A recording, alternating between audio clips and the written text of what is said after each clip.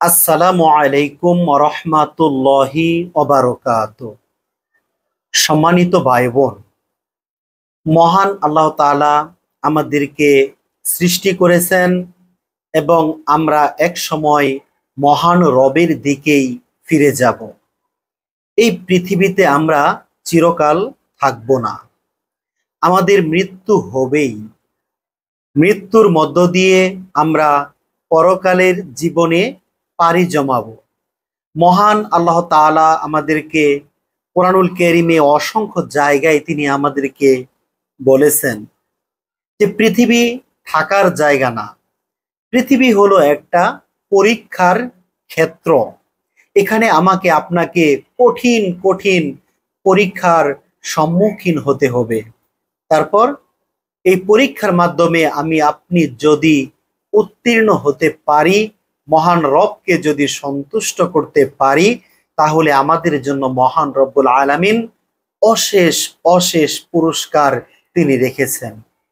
মহান আল্লাহ তাআলা তিনি আমাদেরকে বলেন যে কুল্লু নাফসিন যায়িকাতুল মাউত, যে প্রত্যেক প্রাণীকেই মৃত্যুর স্বাদ গ্রহণ করতে হবে।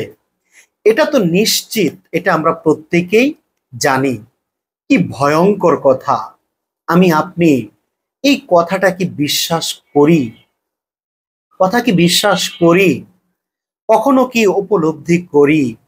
মহান আল্লাহ তাআলা এখানে বলেছেন সুম্মা ইলাইনা তুরজাউন, যে অতঃপর তোমরা আমার কাছেই ফিরে আসবে, আমার দিকেই তোমাদের প্রত্যাবর্তন। কি ভয়ঙ্কর কথা!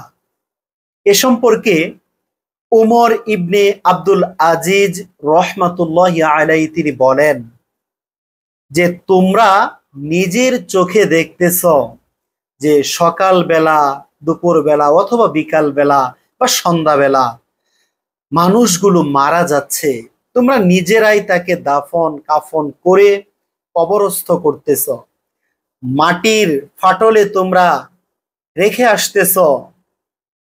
যে ব্যক্তি মারা যাচ্ছে সে ব্যক্তি মাটিকে বিছানা হিসেবে বানিয়ে নিয়েছে। ধন সম্পদ, সন্তান সন্ততি, স্ত্রী পুত্র, বাবা মা, ভাই বোন, আত্মীয় স্বজন প্রত্যেকেই তাকে ছেড়ে দিয়েছে, প্রত্যেকের কাছ থেকে পৃথক হয়ে গেছে। কি আশ্চর্য কথা, কি ভয়ঙ্কর কথা!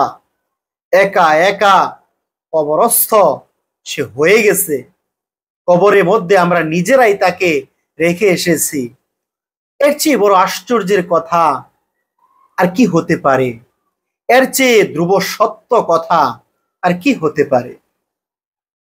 আমি আপনি কি সেই কবরের জীবনের জন্য প্রস্তুতি গ্রহণ করেছি? আমি আপনি কি পরকালের জীবনের জন্য প্রস্তুতি গ্রহণ করেছি?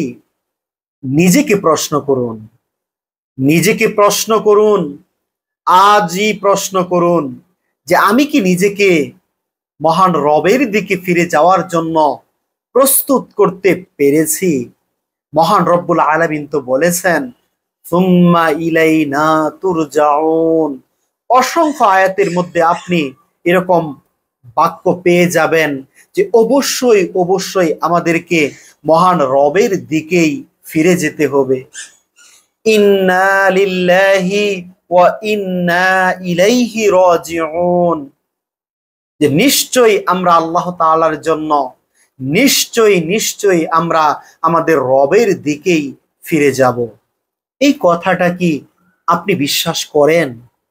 আপনি যে রবের কাছে চলে যাবেন, আপনার যে মৃত্যু হবে, পরবর্তী জীবনে আপনাকে যে নিয়ামত সম্পর্কে প্রশ্ন করা হবে, আপনি কি এ ব্যাপারে নিশ্চিত বিশ্বাস রাখেন? কতটুকু বিশ্বাস রাখেন?